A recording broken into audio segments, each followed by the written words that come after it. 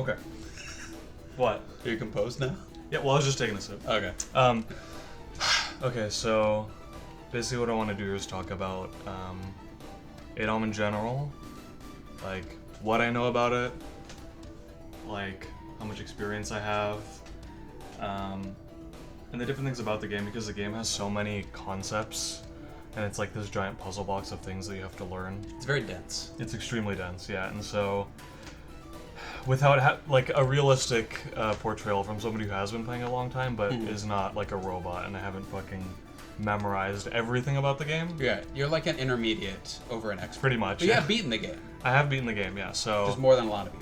yeah, so like my ADOM resume basically is that I've been playing, I don't remember exactly, but for around 10 years. I don't remember like which release specifically, but I've been playing around 10 years, and I have beaten the game twice. And the first time I beat it was 3 or 4 years ago. Like Was 3 that years the ago. dwarf? That was the page? dwarf. That was Okay. the dwarf, yeah. Like 3 years ago, I think. 2016. Yeah, it was 2016. It was like 2016, and then I beat it again, I think a year or two later. Also with the wizard. And I've never done ultra ending or anything, so I'm not going to talk too much about that, but eventually I will. It's just like a good intro for people who are unfamiliar to understand game concepts and try to penetrate this dense, impenetrable game. Yeah, so that's why I was thinking, like, it's good to also have somebody here with me, because you've been around the game a lot too. Yeah. And you've seen me play through pretty much all of it. And just for you to, you know, make sure I'm not missing too much, and for you to have, like, you can play that perspective of somebody who may be like, oh, well, how does this work, and how does that work? Yeah, because I've only played it for like 20 hours, which is still firmly in the very beginner stage. Sure. Right.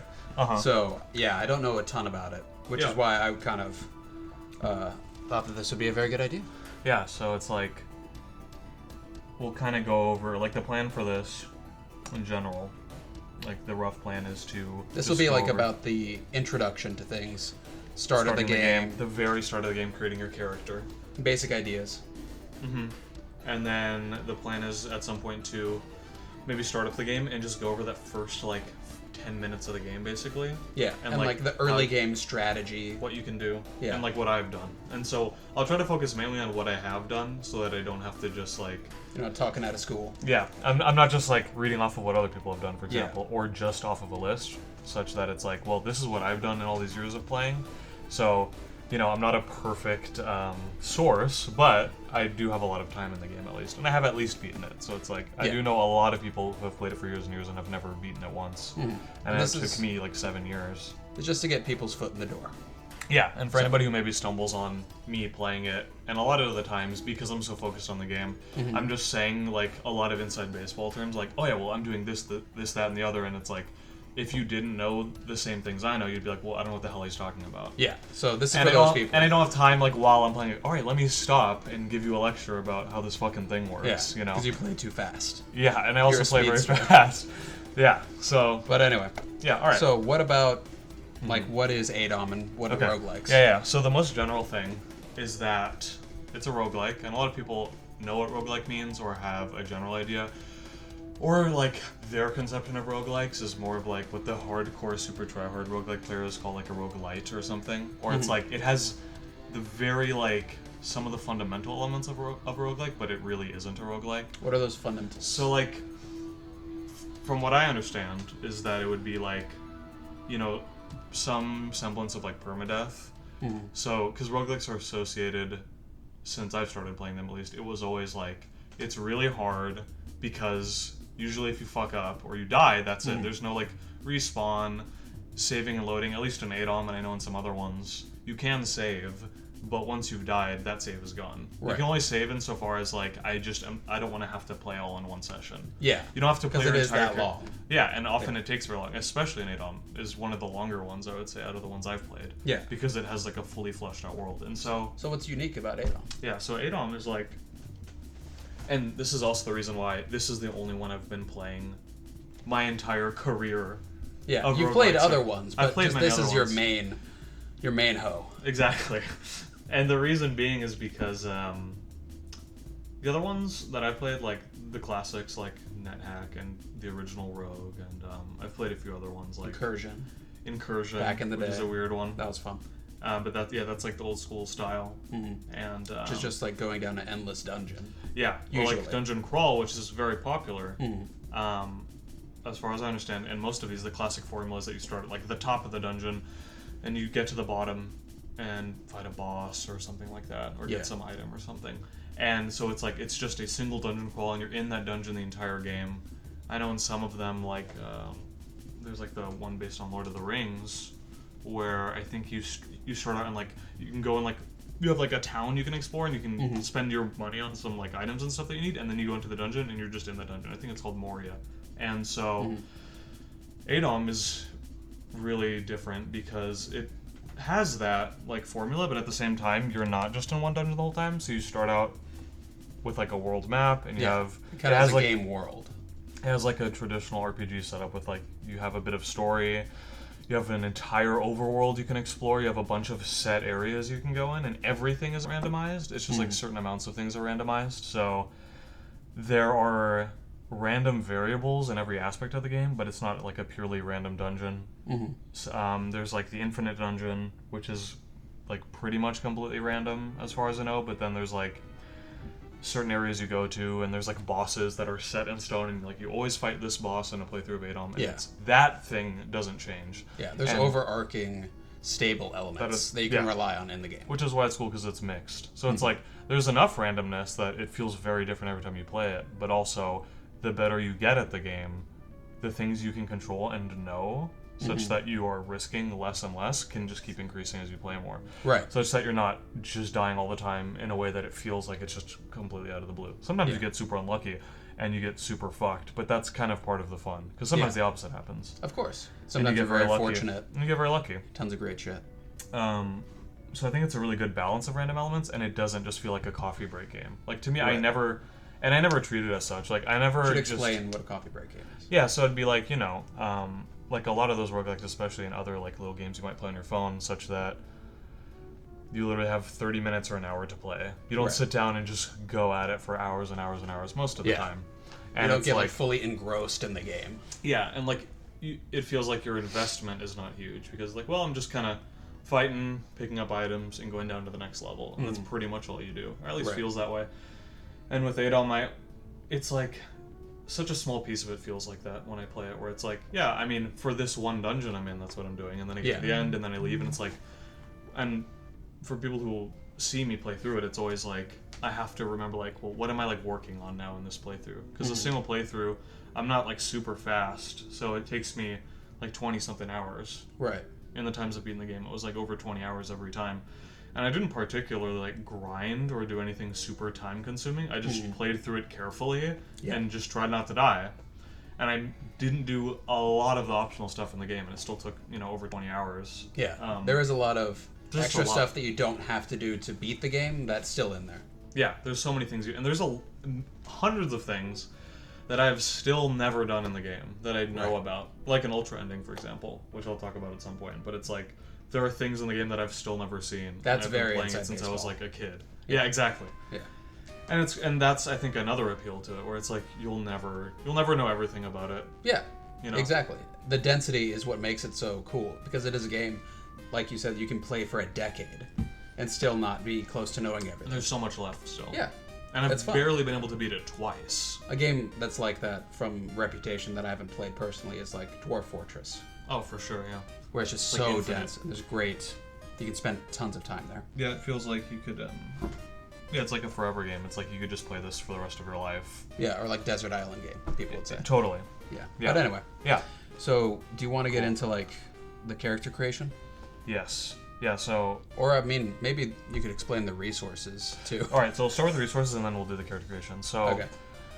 The resources are important because you're never going to memorize literally everything about the game. And often, I'll have a pretty good idea about something, but with a game as, like, high stakes as this, I'll often be like, I remember this thing being kind of like this. Like some semantic knowledge you gotta look up. And, like, even if you're pretty sure about it, it's like you always want to make sure, just because, like, you'll lose so much, especially if you've invested many hours into a character, and you could die because of something stupid. Right. And most of the time when I die now, especially, it's just because I did something really dumb. Or a literal, like, just a slip of my hand, or, like, I remembered something slightly wrong, and now you're 15 hours of characters gone because you were being stupid, right? The one mistake.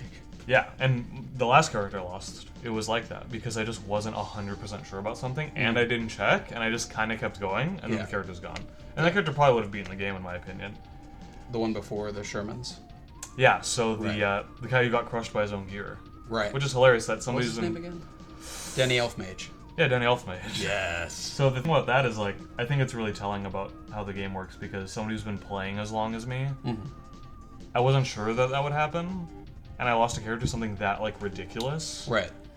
After playing that long, you know? And so, like, the guidebook and the wiki, which are, like, the two main things. That's pretty much all I need to use. Do you want to show? Yeah, so the guidebook, I think is a lot more comprehensive, and it goes much more into, like, very specific details about things. And, I mean, as you can see from the table of contents, it's humongous, and it goes over, like, every aspect of how the combat works, how all the stat works. It has, like, just a list of every thing, like, named thing in the game, and all the concepts in the game, types of enemies, how all the different systems and mechanics work. Right. And not only does it have them, like, just as a raw list, but it also has very deep explanations of how these things works.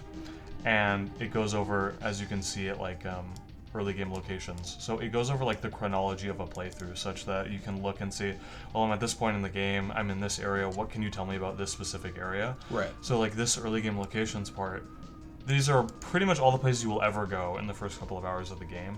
You're right. And it tells you all the important characters that are there and all the things you're going to run into. There are maps of all the dungeons, insofar as they're not randomized, all the things that are set in stone, all the other locations in the game.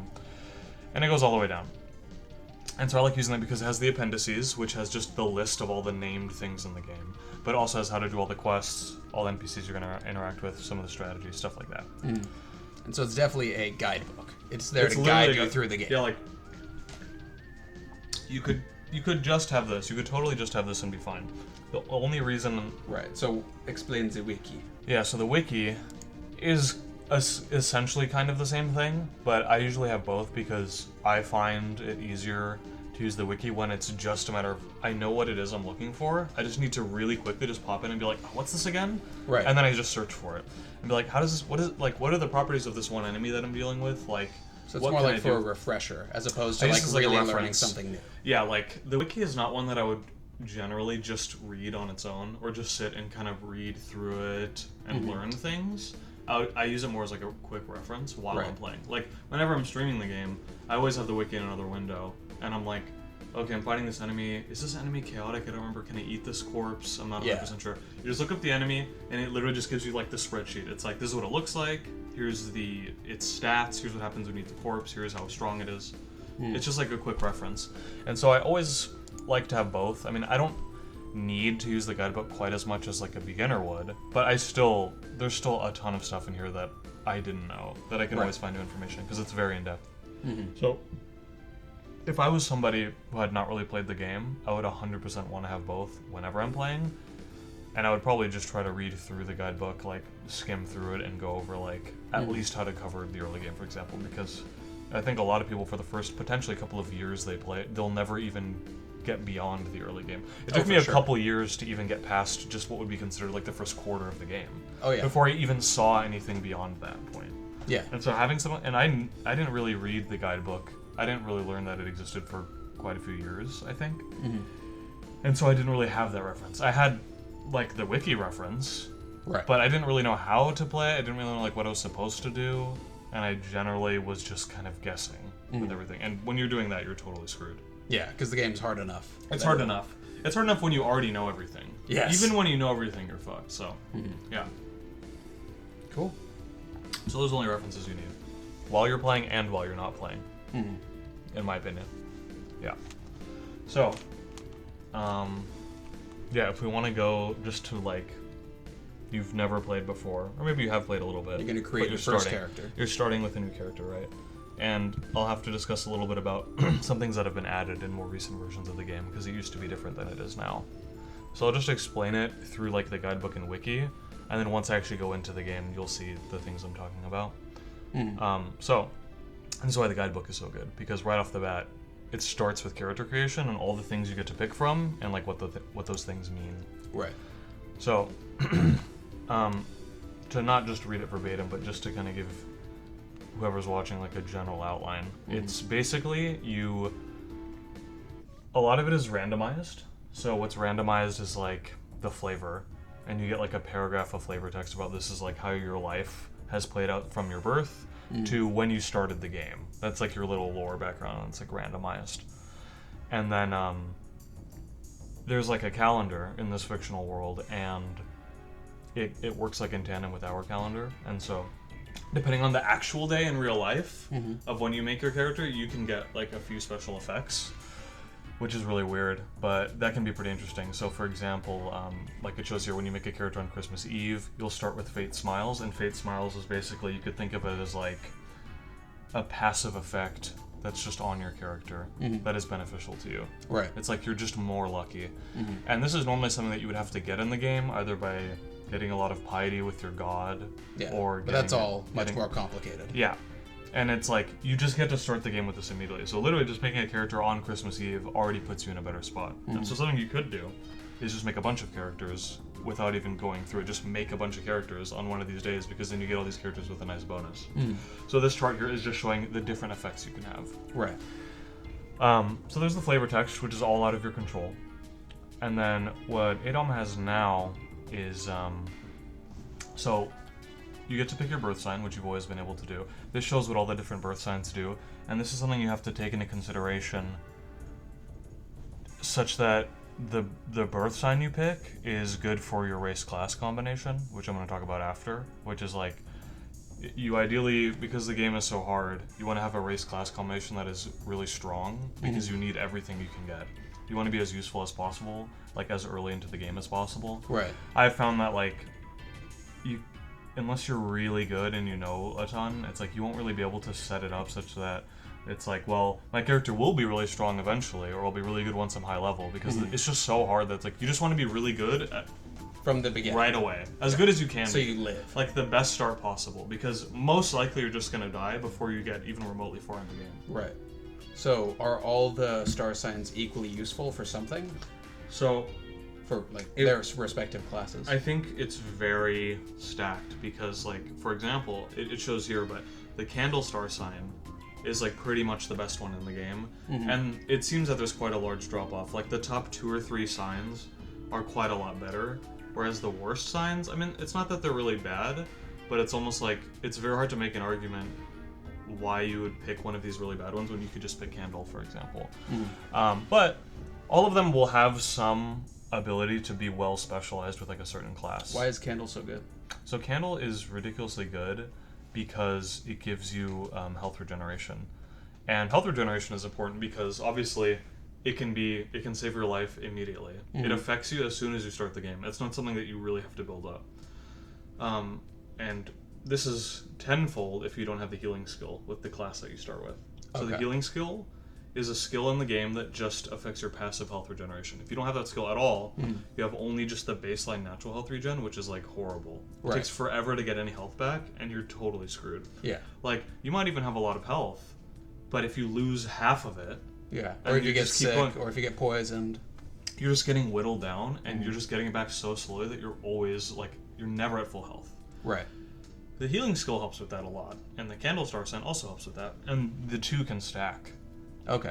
Which is partly why it's even better. Okay. Gotcha. Because it's good, because if you don't have the healing skill, then you have something that's not the same but roughly equivalent. Like, it helps. But if you also have the healing skill, then it's just ridiculous how much health you're getting back, and it'll be really noticeable from just when the game starts even. Gotcha. And as it says here, and it will mention these things in the guidebook, which is why I like it, it'll box things in, like here, and it'll explain like, oh, this has been changed in a more recent version of the game. Like, they have nerfed the healing effects of Candle because of how ridiculously good it is. Okay. And it's still ridiculously good even after being nerfed. It's still arguably the best star sign. I think probably. And the other consideration is that it's very not specialized. It's not specialized at all. So it's like, your health is faster, you get 1 free talent, which is always good for any kind of character for any reason. And your prayer costs are a little bit lower. So praying to your god to heal you or cure your poison or something just costs a little bit less of your piety. Yeah. And so all these things are very useful, literally no matter what your race class combo is. Okay. Which I think is another reason why almost every character is made with this star sign. So are there other ones that are useful as well, like situationally? Yeah, like Raven, which is the one at the top, is really good. And if I remember correctly, the character I'm playing right now is Raven, because it's good for bards. And so it doesn't have what Candle has, which is the just very good, generally helpful things, but gives you some extra speed. And speed is good always, because it just gives you that slight edge on potentially outrunning something that could kill you. And speed is very useful right at the beginning of the game. And when you get burdened, because you're picking up so much stuff and your stats are so low that your carry weight isn't very high, speed is very invaluable, because your speed goes down the more stuff you're carrying. Gotcha. So the higher it is, the more resilient it'll be to that. Yeah, because it's like you won't be as at low of a point, even if you're burdened, right? Got it. Gives you perception, which is good, because that's your sight range. So that helps a lot if you use any ranged weapons, but it also helps because you're just more aware of a threat coming from further away. Yeah. And so the other things that it helps with are a little more weird and specific. And this is a good example of something I did not know for all the years I'd been playing, because I didn't use the Star Sign very much because I never played bards. Right. But it says here, messengers, harder to trick, and stronger companions. So stronger companions is obvious because for bards at least, you're able to tame animals by playing music. And you tame the animal, it'll follow you around, and it will generally listen to your orders. It kind of joins your party. It kind of joins your party, it'll follow you around, and it'll fight with you, which can be very useful, and that can save you a lot. And that can help you kill things that you need killed, but you don't want to kill them yourself for some kind of like consequence that might be there. Right. So that's really generally helpful, which is why this one specializes slightly for a bard. Because this is generally really good for a bard. And like if you're a class that will never have a companion, then that kind of just gets thrown away. Yeah, for sure. Messengers is a very specific thing where very late in the game, there's a quest you can do, and the quest reward, which is a very good weapon, will only come to you once you're at a certain level. And if you have the star sign, that level will be significantly lower. Okay. So you can get this very useful artifact much, much earlier in the game if you do that quest. It's not a required quest, but if you do it, it's like I get this artifact significantly earlier. So it's just like a good bonus. And it's 20 levels earlier, and 20 levels in ADOM is a really, really big deal because the max level is 50, and you can often beat the game and not even get to level 50. Yeah. So 20 levels is a huge deal, and you get it that much earlier.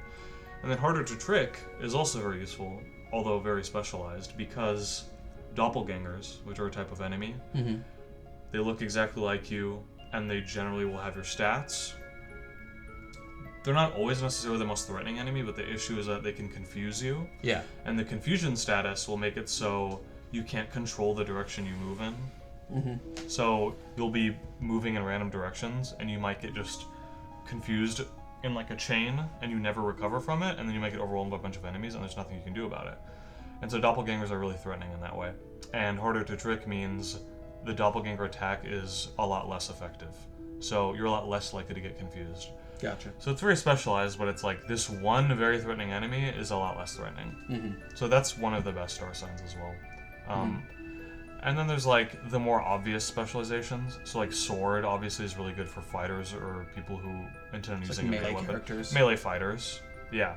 And most classes will be using melee weapons regardless of being very specifically specializing in using a melee weapon, but it's like almost everybody will be using one. So you'll get those benefits too. Right. And then there's a few that are like for casters, like book and wand and cup, which are good for like casters. There are a few different classes that can do magic. Wizard is the most obvious one. We'll get into that. Yeah, but there's quite a few. And so all three of those, for example, are good for those classes. So each star sign will be useful for something specific. Are there any that are just like garbage? Well, I guess not. It's like, I guess maybe ones that are the most specialized, you could say maybe, because if you are doing anything besides the thing it is very good for, then there's no reason to just do, you should just do something else at that point. Right. So like I would say maybe, for example, Unicorn, and even here it says kind of a generic sign. It gives you resistance to corruption, which is something that's very helpful, but kind of like what I mentioned earlier, this is something that is not going to really surface until later in the game. Right. So it's like you have this benefit that is not going to help you until quite a bit later into the game. It gives you appearance stat, which is probably the most useless stat in the game. If you're male, as far as I know, it does pretty much nothing. If you're female, it affects shop prices a little bit, but ultimately that's not really that big a deal. It's probably like the least important stat in the game. And then it's harder to change your alignment from lawful. So if you're not lawful, then it's really not good. Yeah, and I think the alignment change stuff is more for people who are doing ultra endings where they might have to change their alignment a lot. Okay. But often you might just pick a neutral character and you'll stay neutral the entire game. So I think this sign is a good example of a number of things that are useful in the late game, useful for like very specialized interests for like an ultra ending, and giving you a stat bonus for a stat that is pretty much completely useless. Okay. So it's like having the sign is pretty much only worse than having any of the other signs unless you have a very specific goal in mind. And unless you're a really experienced player, you're not going to have a very specific goal in mind other than not dying. Yeah. So you want to pick the sign that helps you not die the most, which is pretty much always Candle.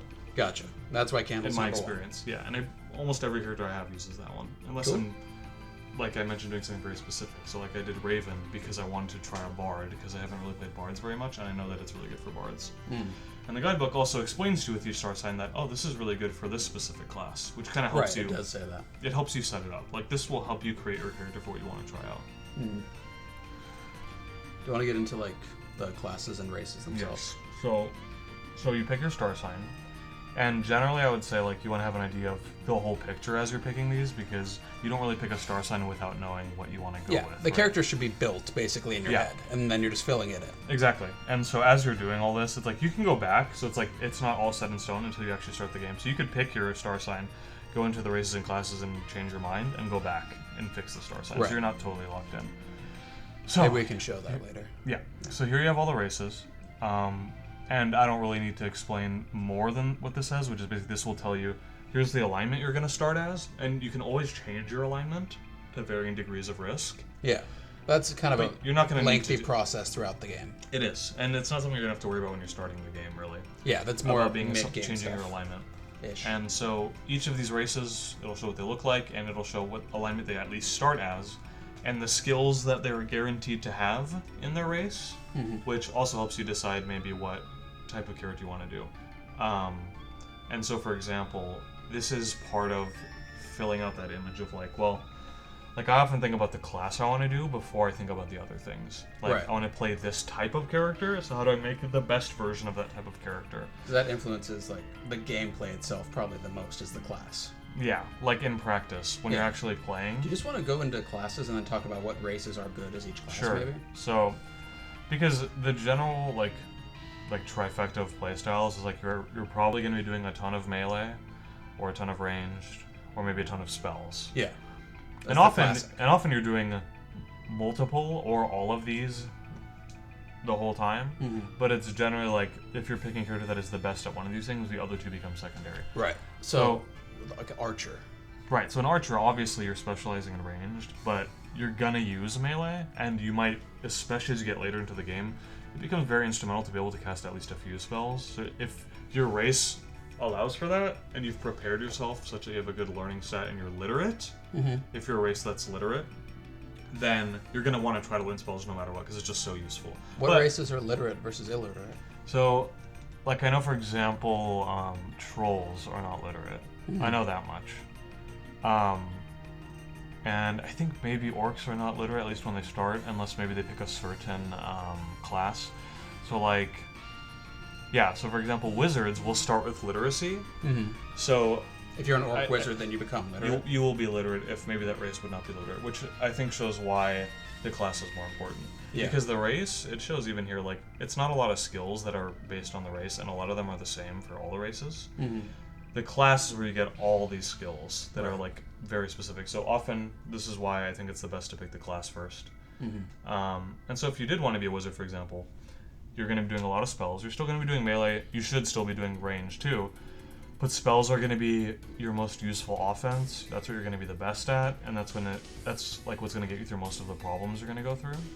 And so you want to pick something that's going to be good at that. So for example, classes that will start with like a good learning stat will be good for that, or a good mana stat, things that will affect your ability to learn spells from spellbooks, cast spells effectively, and have a good amount of mana. Those would be like probably the elves, obviously, right? So elves are really good. Any of the different elves will all make good casters. Okay. Any type of caster, really? Yeah, pretty much. Okay. So, I mean, there's other... Wizard is not the only one. Wizard is pretty much the best one, but there's Wizard, there's like Elementalist, Druid, Minecrafter, which is really different, but it's still technically like a caster, Necromancer. So all these things, like, they'll start out as a caster, and so if you pick an elf, they'll be good at those classes. Like without you having to do a lot of work, they will fit with that very well. Gotcha. And then, like, the classes that are more brawny or have, like, physical strength and endurance and toughness type of ability will be good, obviously, for, like, melee fighters. Right, strength-based. Strength-based, or like a beast fighter, which is an unarmed fighter that specializes in not using weapons. A monk, if you choose to do a monk, which also can fight unarmed. Paladins, stuff like that. That would be like humans are fine with that. Dwarves, orcs, trolls, drakelings. These are all like physically strong characters that are good at that. Are they all pretty equally good? Well, it's kind of like, depends on how hard you want to specialize in being able to fight. So, like, a troll is going to be the most, like, physically strong. They're going to hit really hard, and they're going to have a lot of health, but they're really stupid, so you're not really going to be able to do much else besides fighting. Right. And they have a very, very short lifespan, which is something that matters a lot in the game, because time is always passing. Even though it's turn-based, it's, like, set up that days are passing as you're just going through the game, and you actually have a lifespan. Like, theoretically in this game you could just die of old age. Yeah, and some enemies do age you. Yeah, so like ghosts are a good example of an enemy that if they hit you with their aging attack, it'll just add years to your life and you'll get older and older. And I've lost characters that were at the end of the game basically to that. And so you have to take into consideration that as well, because if you're an elf, this is like the opposite of a troll, because they have a ridiculously long lifespan. Right. So it's like in practice, it's like you're almost immune to that attack, because they could age you hundreds of years and it wouldn't matter. That's a more like specific consideration, but it's still important. It is, yeah. So a troll has a ridiculously short lifespan, so you could easily get killed by ghosts even early in the game, even if you're physically way stronger than them. They could age you to death. They're kind of better in the early game because of their regeneration, though. Yeah, well, so they have a ton of health, and they're really tough, right? So it's inverted, because starting out as an elf will be really good later.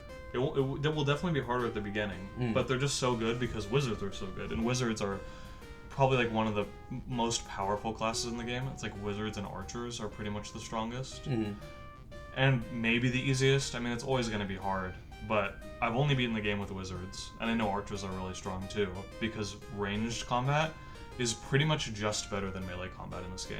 Right. Because melee combat is always more risky. You can't kite anybody, and you can get corrupted more because things later in the game especially will have corrupting attacks, and you get to just dodge all of that with magic and ranged attacks. Yes. So those two types of combat are pretty much superior, which is the reason why those types of characters are usually better than a character who has to do melee. Right. So if you're a trollish fighter, you're really strong and you're really good at fighting, but you pretty much have to be doing melee all the time, and you have a short lifespan, and you're really dumb. So it's like you're kind of locked into one thing, which is why I generally don't like to play like that. Because it's just like, and it gets boring, honestly. Like, for me, it's like you're just walking into things. That's all you're doing, you know? Yeah, you want to use your brain a bit more. But when you're a wizard, you have to think really tactically, and so for people who want to play like that, they should really consider playing as a wizard, maybe an archer, but a wizard the most if you want to have to think more tactically about the properties of the spells you're using and how that affects your environment, and using the right spells for the right types of enemies. So in obvious and non-obvious ways. Obvious in that if you see a fire lizard and you hit him with a frostbolt, it's going to do way more damage to him and kill him really easily. If you see a white dragon, you know I need to use a fire spell because that'll mess him up a lot more easily. And he'll be immune to his own element. That's like in an obvious way. And in a non-obvious way, you have to consider what types of spells can bounce off the wall and hit you, because you could totally kill yourself with your own magic. So you don't want to do something that's going to bounce back at you and hit you. You have to take that into consideration. You don't want to destroy the items on the ground. You could be destroying loot that you could be getting by casting a fireball when there's a bunch of scrolls to pick up around you and you destroy all the scrolls, for example. So you have to take into consideration your environment a lot more rather than just, I just melee attack everything. Yeah, for sure. But generally, elves are really good with casting and like dexterity stuff. So elves are also good at being obviously like a ranger or an archer. It's like the things anybody who has any basic knowledge of fantasy would like. It's very logical. Trolls, orcs, humans, dwarves. They're hardier. They're more hardy. They're better at melee fighting and stuff like that. You can do like a hybrid. So when I beat the game the first time, it was with a dwarf and wizard, which is, it's kind of like hitting both in the middle, which definitely weakens you at the beginning, but you're more able to like kind of adapt to a larger variety of situations. Because I was not super squishy and vulnerable at the beginning, which was very helpful, and I could still melee fight pretty well. The trade-off to that being that my ability to learn spells, the amount of casts I get from learning a spell book is a lot lower. I'm not quite as good at magic. I don't have quite as much mana, but I also will not die nearly as easily.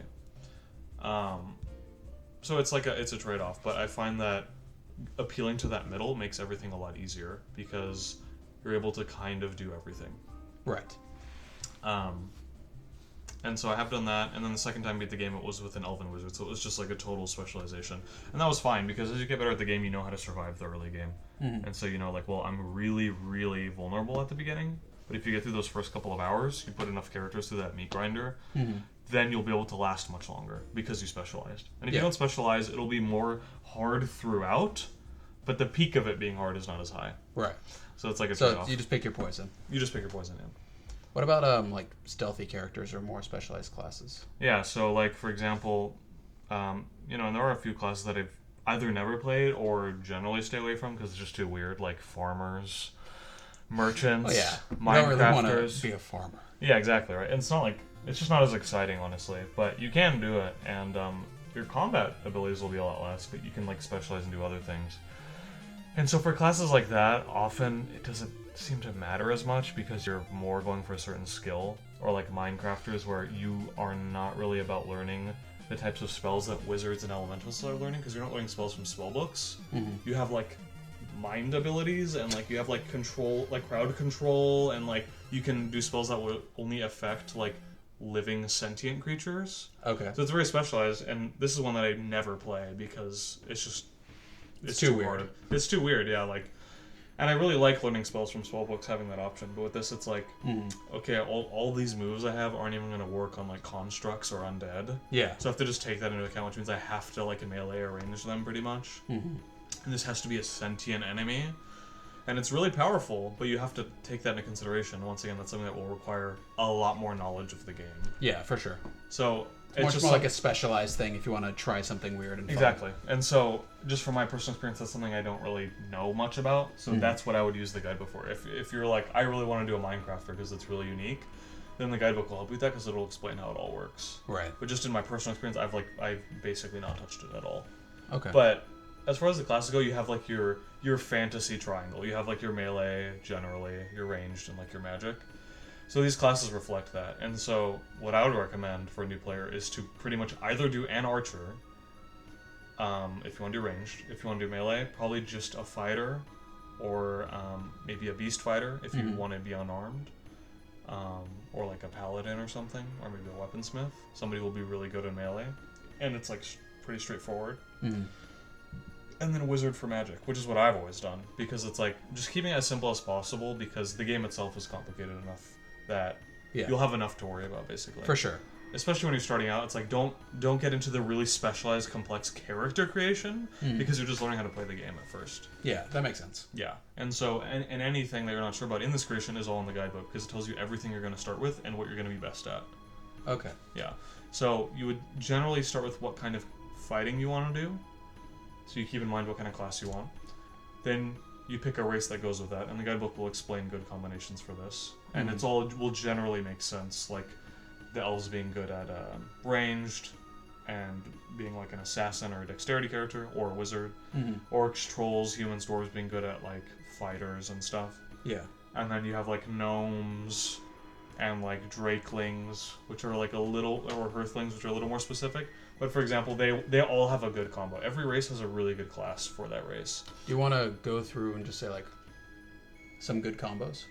Yeah, so I've done hundreds of elven wizards, literally hundreds. Okay, so that's always classic. It's any elf and a wizard is just a really good combo, but you will be very vulnerable. Like one of the most vulnerable. It's very weak at the beginning, mainly in defensive capacity because you still have you'll start with a few spells, and usually you'll start with at least one really good offensive spell. You just have to manage your mana very well and really not be wasteful with how many times you cast it, because you will not be able to cast it that many times before you run out of mana. Right. You'll be pretty weak in melee. often you'll start with a quarterstaff, which means you won't have a shield, which is even worse for your defense, and you're using a two-handed weapon, which is generally not advised in the game.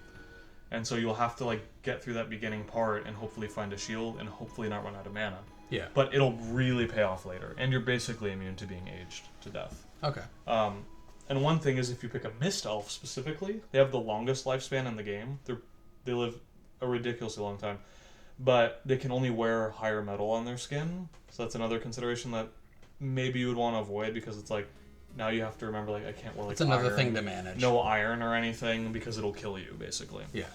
So, like, Grey Elf is the most just generally good and strong, and a neutral alignment, so you won't have to worry about alignment as much as you will with another type of character. Like a High Elf or a Dark Elf, whether chaotic or lawful. Exactly. So a Grey Elf Wizard is, like, a very good, easy combination to do. Good intro. Okay. For a wizard. For like a melee character, orc or like a dwarf would be or a human would be a really solid like fighter or paladin maybe or a beast fighter, because they have a lot of health, they're tough, and they can carry a lot of stuff because their strength is high, and they'll do a lot of damage.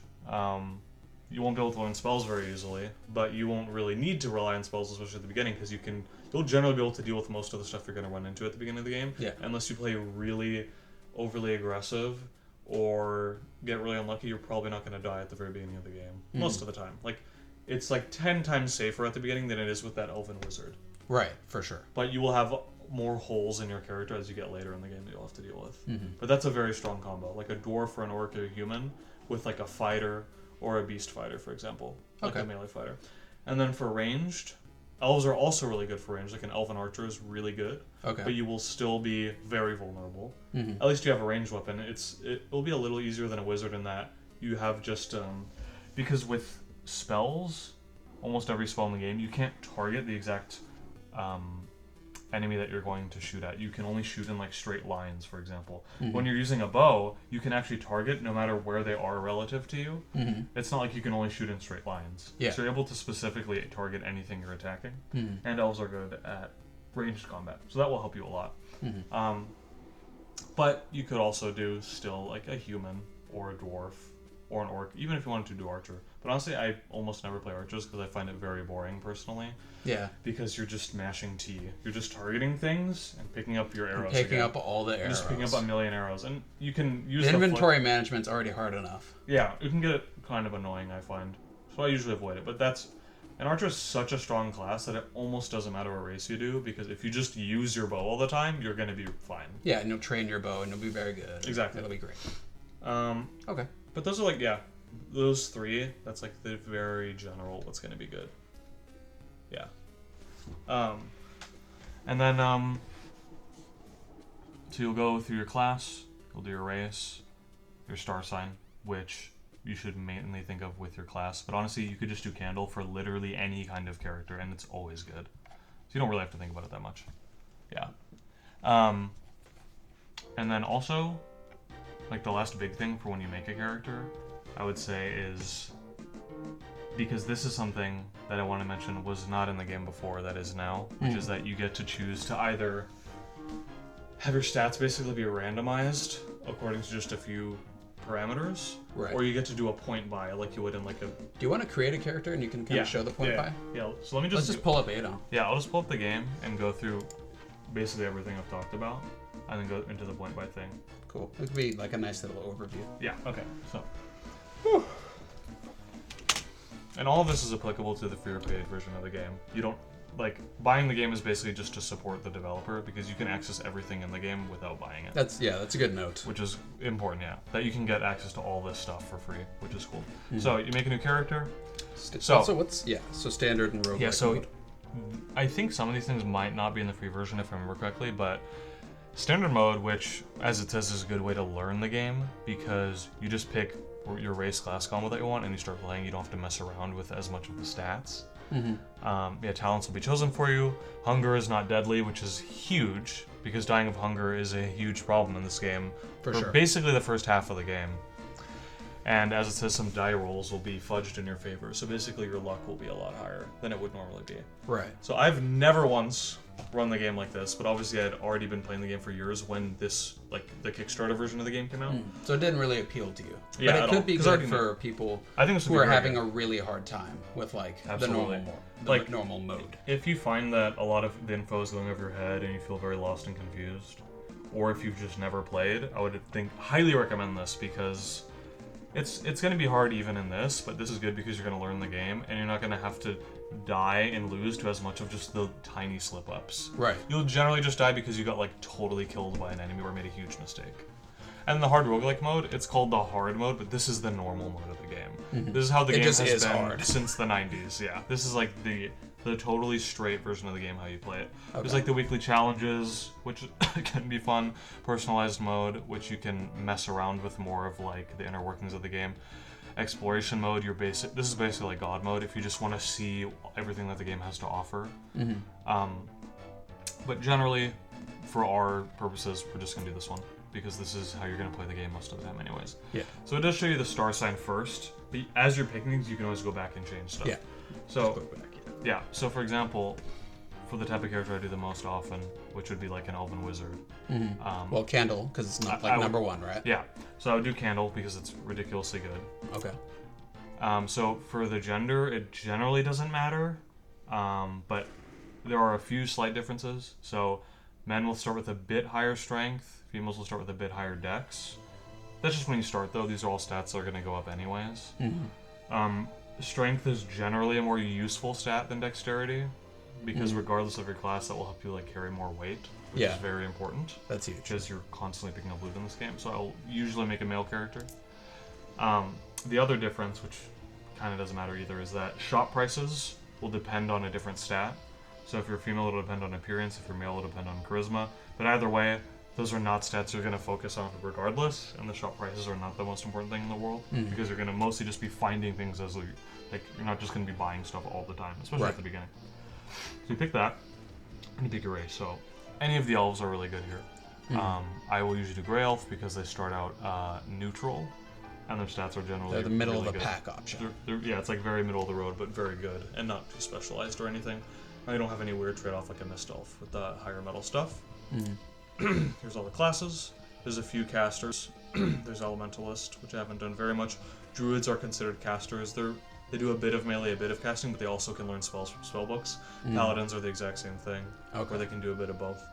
But Wizard is the most specialized, just caster character.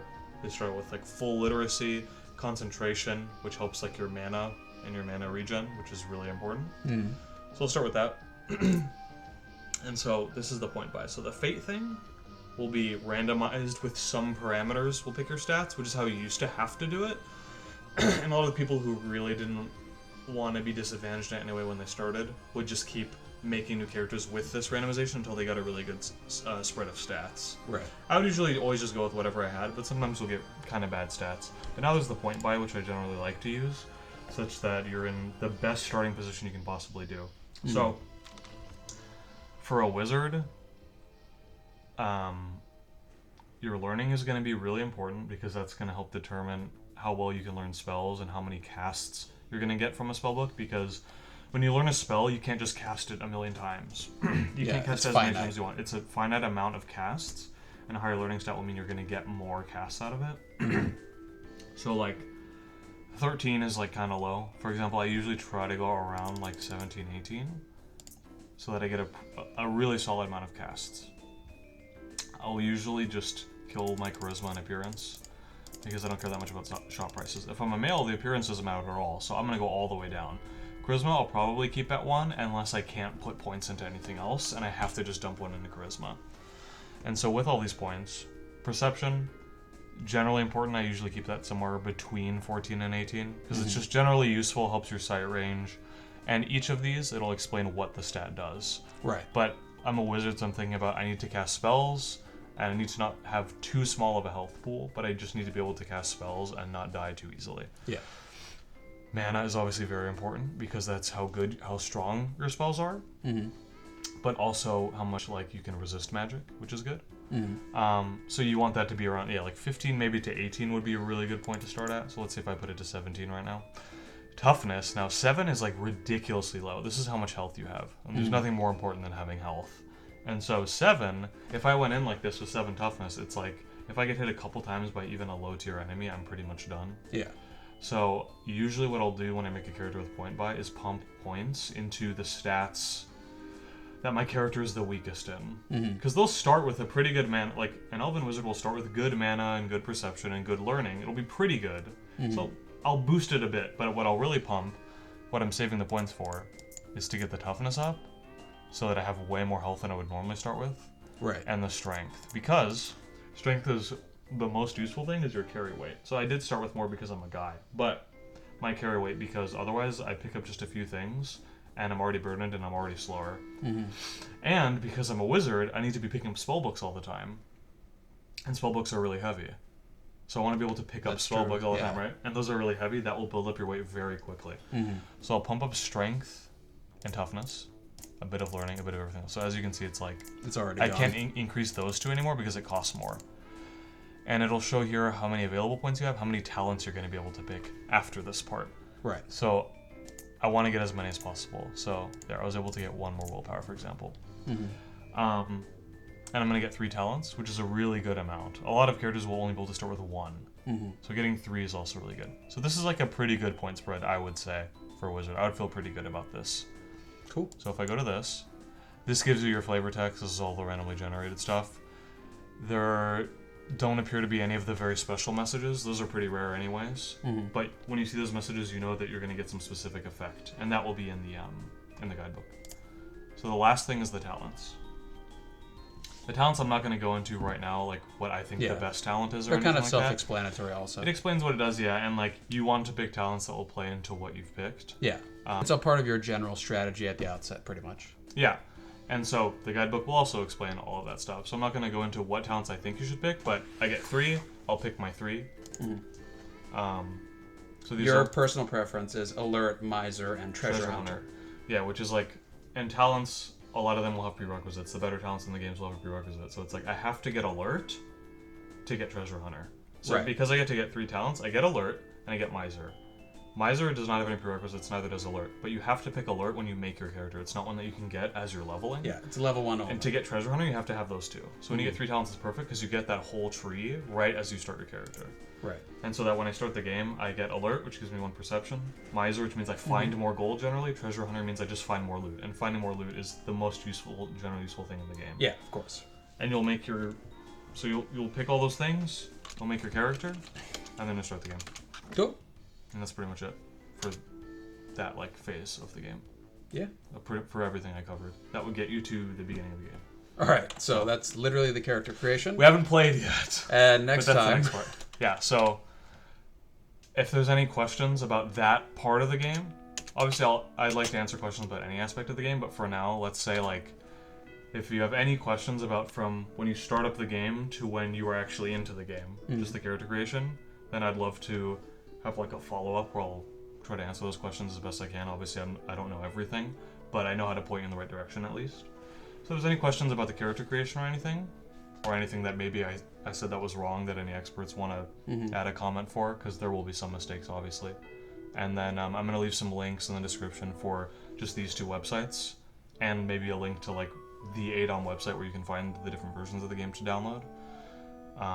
And then I'll be doing more videos in the future about the next phases of the game, and then some more specialized stuff. And then I'll go through like playing the different parts of it. Yeah, perfect. Yeah, so we'll pick up from there then.